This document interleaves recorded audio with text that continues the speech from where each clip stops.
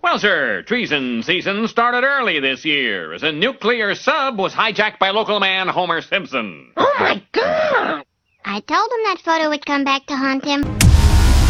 Con sonar regained contact on Sierra 6, bearing 342. Shoot 2-1. Aye, sir.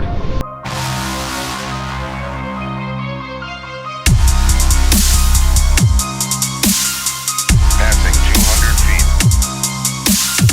Passing 400 feet. Con sonar new contact bearing 002. Shoot 2-1.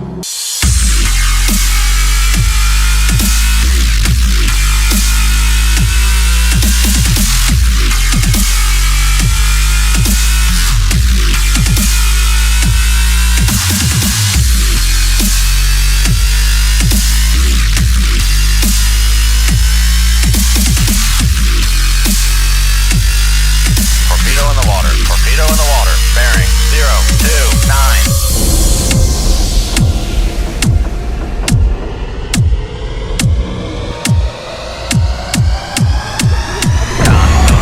Contact, Sierra 1. My Homer is not a communist. So, do you like submarines? No? Well, then this video isn't for you. Now, for the rest of us normal people, Cold Waters was released in 2017, and is supposed to be the spiritual successor to a game called Red Storm Rising, which I never played. And something tells me that things probably haven't changed that much over time. Cold Waters is a submarine skippering and survival horror simulator. Basically, think Resident Evil, but you're like trapped in the same room the whole game, and you could pilot the room like underwater, and like the jump scares are just being depth charged. What the fuck is going on here? Cold Waters is not for the faint of heart, because believe me, you're gonna fail, and you're gonna die, and you're gonna have to go watch like an hour of YouTube tutorials to figure out how to play this fucking game. Mayday, mayday! The engine room is sparkly!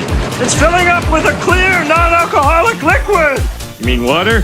Yeah, that's it. Get ready to single-handedly lose the entire Cold War in one botched mission. Become the Soviet Union's greatest asset in spite of being a NATO submarine. Torpedo the merchant ships. All the merchant ships. And use your advanced capabilities as a nuclear-powered submarine to torpedo whales. Nuke the whales? You don't really believe that, do you? I don't know. Gotta nuke something.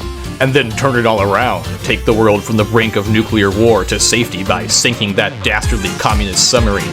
With Cold Water, you'll get to experience the finest in clicking through endless amounts of sonar symbols to figure out if what you're looking at's an enemy or not. Fire torpedoes, only to have the enemy effortlessly discharge homing beacons while counter-torpedoing you to the bottom of the ocean. Learn why things that are not in the air are really fucking afraid of things that are in the air. And learn how to toggle that motherfucking F9 key. No, seriously, you're gonna be wearing that F9 out in this game because that's how you toggle speed, and like, you need to toggle your speed constantly, and you can't just leave it on and you'll fucking die. So at this point, you're intrigued, you're pulling up that Steam menu and getting ready to type Cold Waters into the search. And this means that you're probably wondering what's going on with gameplay. Cold Waters as a game is pretty straightforward. You can run single missions or you can run campaign.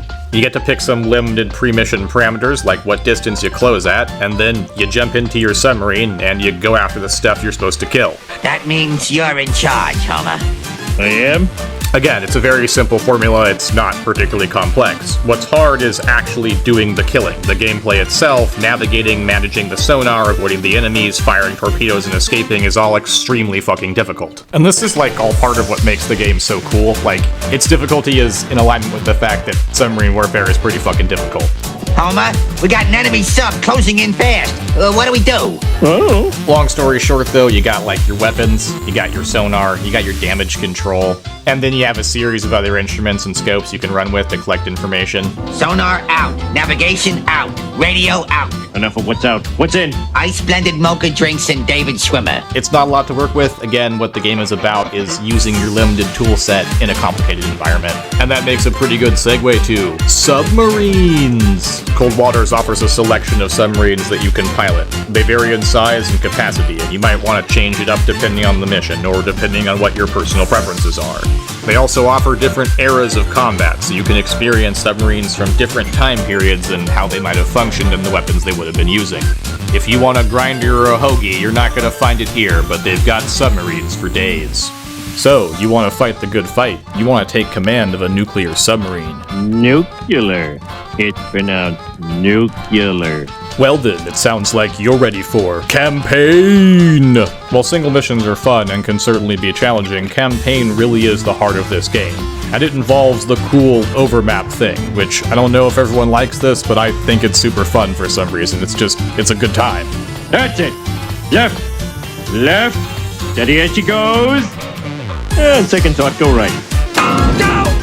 In campaign, all your decisions matter and affect the greater war. You can fuck up certain missions and lose certain things, and then you can turn the war around, or you can succeed the whole time and stop the war early. And no war looks the same. They'll assign you different missions every time, so even when you play the same campaign, you're never playing the same campaign.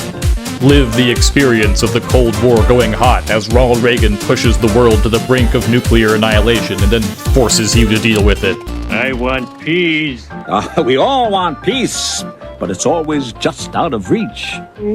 Alright, so I hear you. You're clamoring, you're clattering, you're practically begging me to tell you where you can get a hold of this game so you can jump in and play it right now and start fucking up Russian submarines. Well, as you probably imagine, that's a state secret, and if I told you that, I'd have to kill you.